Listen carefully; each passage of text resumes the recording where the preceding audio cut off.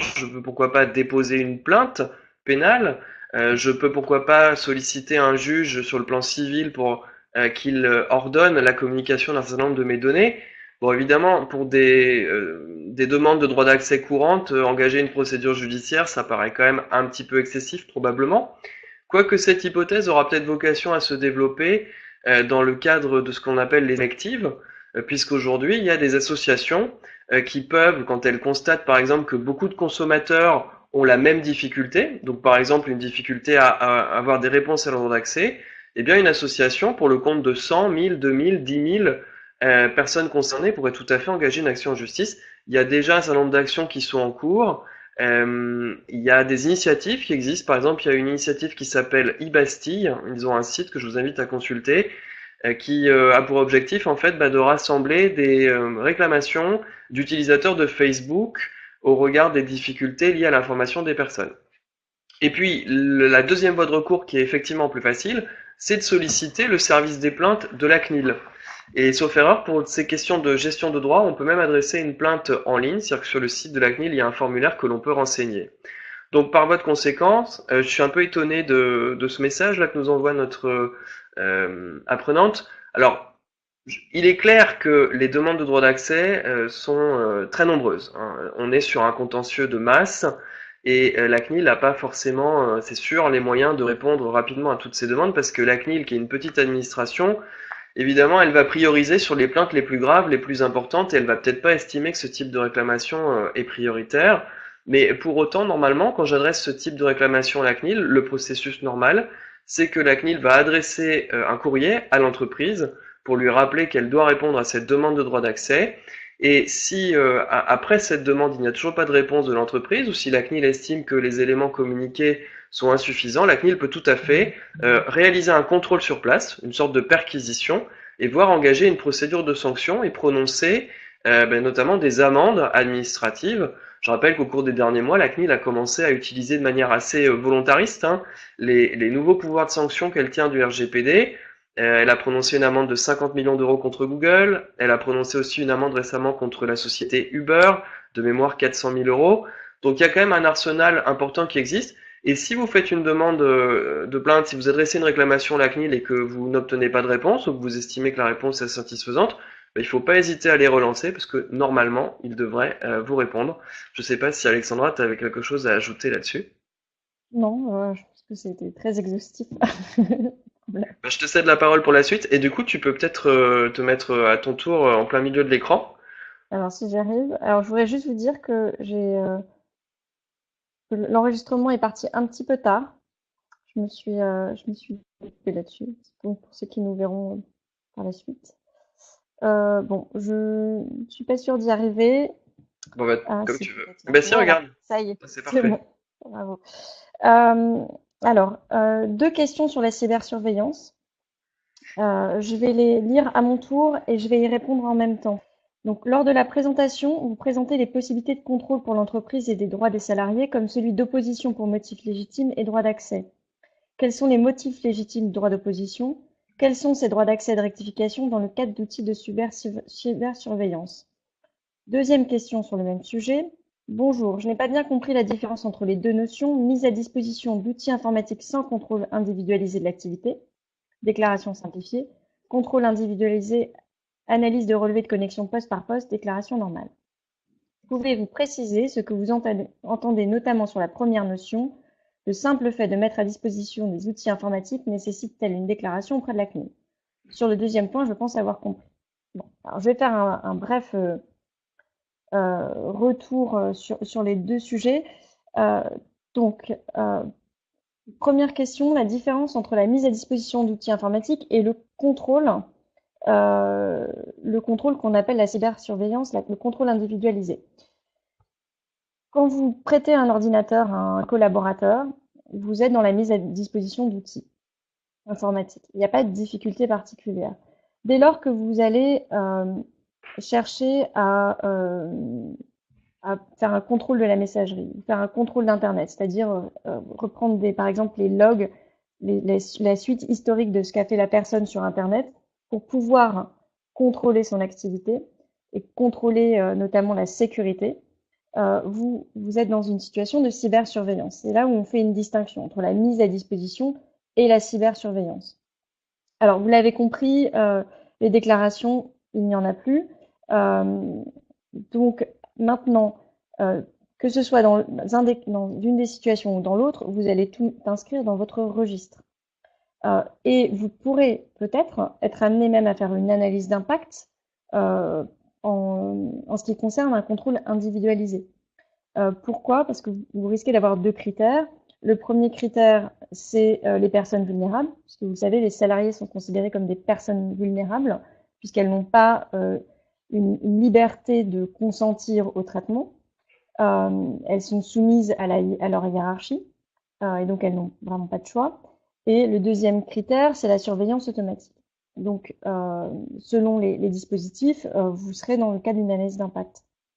Donc ça, c'est pour répondre à la deuxième question et pour un peu vous expliquer le contexte. Maintenant, sur la question des droits des personnes, donc effectivement, il y a un droit d'opposition à la cybersurveillance. Maintenant, dans quel cas de figure ça s'applique, c'est toujours la difficulté. Quand on parle de droit d'opposition, typiquement, le cas qui me vient à l'esprit, ce serait si le dispositif ne respecte pas, enfin si l'employeur conservait des données en dehors de la durée de conservation, par exemple. On pourrait considérer que là, il y a un droit d'opposition du salarié. En principe, le droit d'opposition, on l'applique quand on a fait une demande d'accès. Donc, dans la logique, dans le cours normal des choses, ce qui va se passer, c'est que vous avez un salarié qui, pour une raison quelconque, est confronté à cet outil de cybersurveillance, va solliciter l'accès à ces données. Dans les données qui vont lui être transmises, il va considérer que certaines informations ne sont pas adéquates, par exemple parce qu'elles sont trop anciennes, et il va faire usage de son droit d'opposition. Voilà. Guillaume, tu as quelque chose à ajouter? Non, non, c'était très clair. Voilà. Deux autres questions pour toi. Alors, tu as sélectionné deux autres questions, l'une qui concerne cette notion de collecte indirecte. Donc, je lis la question. Bonjour, je viens d'acheter un véhicule équipé d'un dispositif multimédia connecté. À la lecture des mentions légales, j'imagine, suite à la collecte des données envisagées, je me suis aperçu que ce constructeur se donnait le droit de fournir ces données collectées à des tiers à des fins commerciales. Peut-on considérer qu'il s'agit dans ce cas d'une collecte indirecte?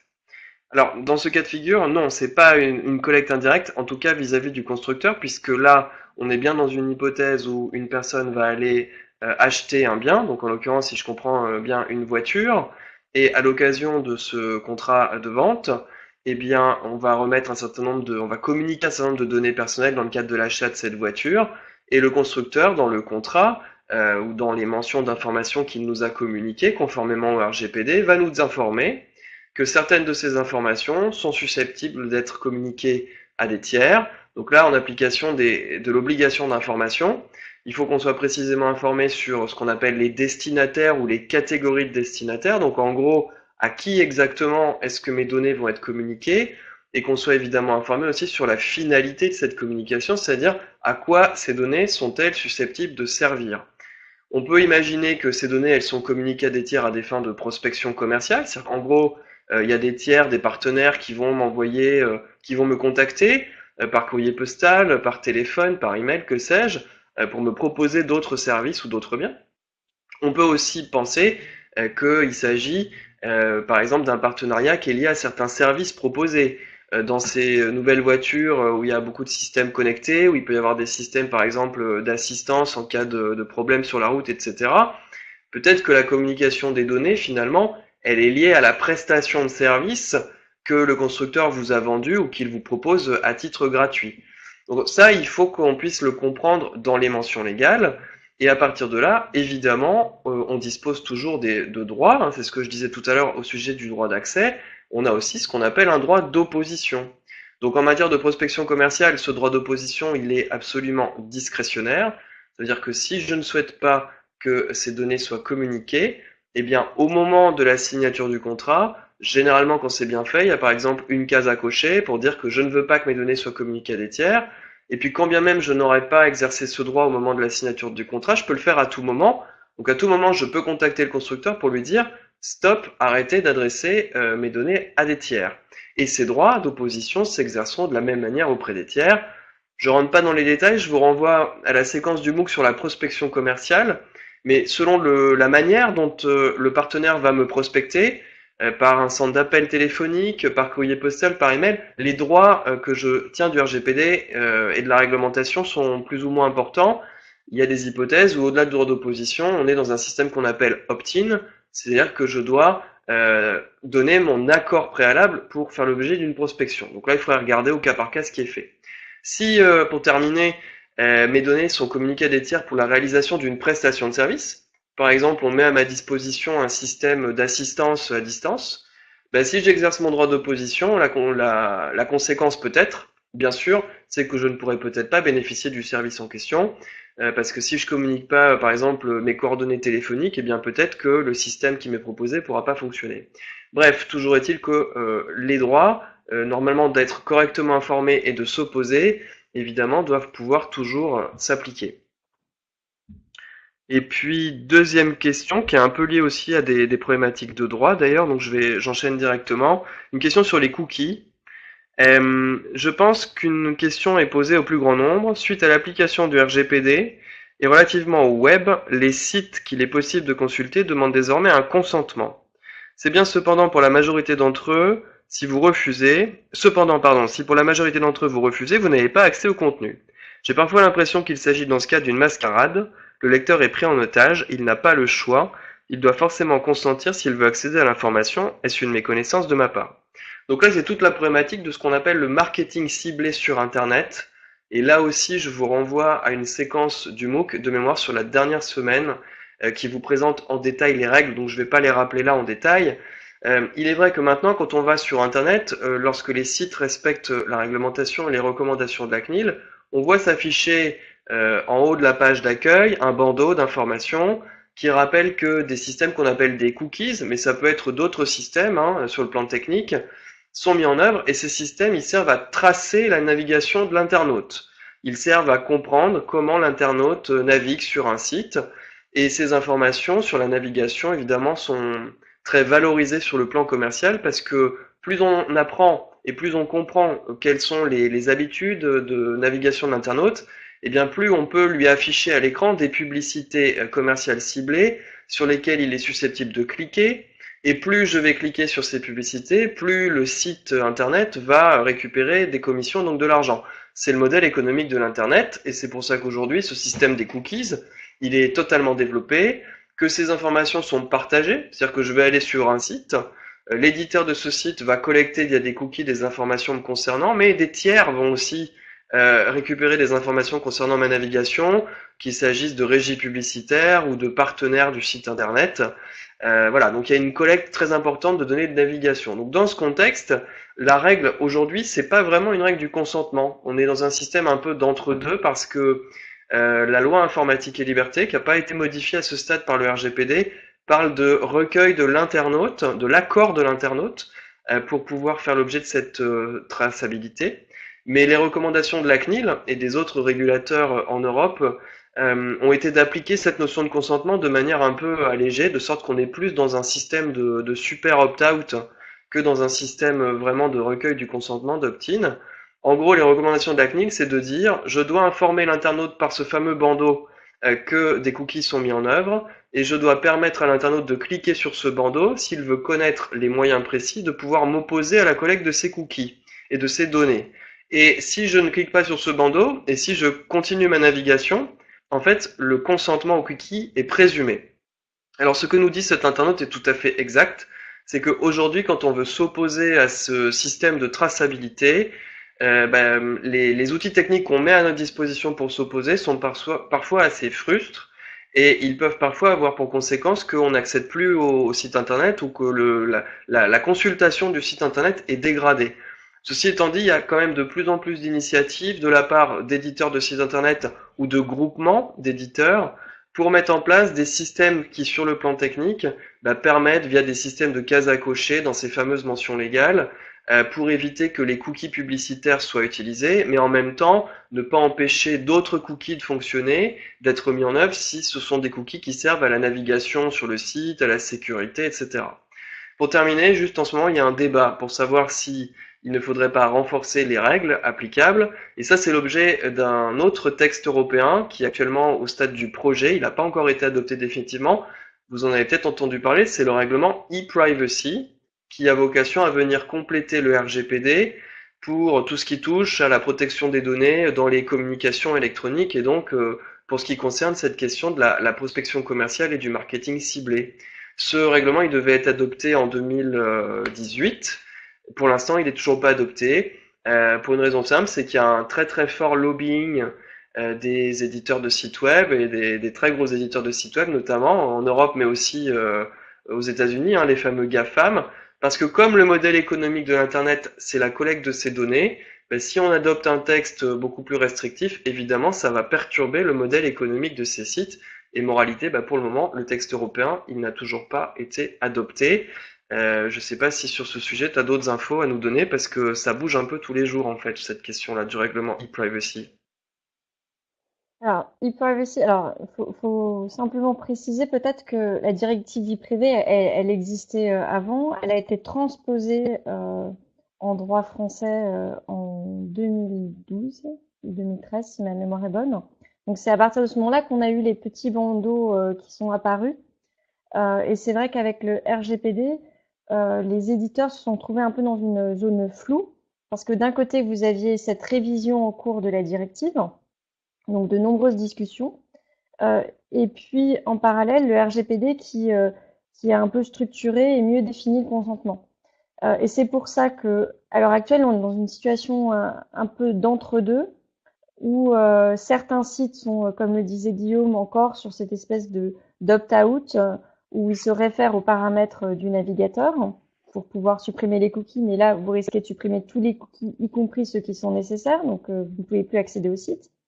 Et puis, vous avez de plus en plus de sites aussi qui, fort de ces discussions, se disent, bon, il faut qu'on se mette dans une situation un peu plus de meilleure conformité. Donc, ils utilisent des CMP, ce qu'on appelle les Cookie Management Platform, qui vous permettent, vous avez peut-être vu, quand vous cliquez sur En savoir plus, là, on vous dit, est-ce que vous acceptez les cookies nécessaires, les cookies fonctionnels ou les cookies de publicité. Donc, ces CMP sont de plus en plus développés.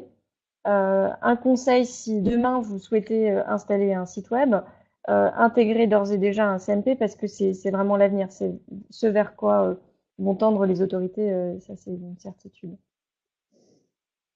Alors, entre-temps, il y avait une question qui arrivait sur l'article, la disposition du Code du travail en matière de géolocalisation. En fait, c'est une disposition dans le Code des postes et communications électroniques. De mémoire, ça doit être l'article L34 quelque chose du Code des postes et communications électroniques qui parle de géolocalisation et du consentement.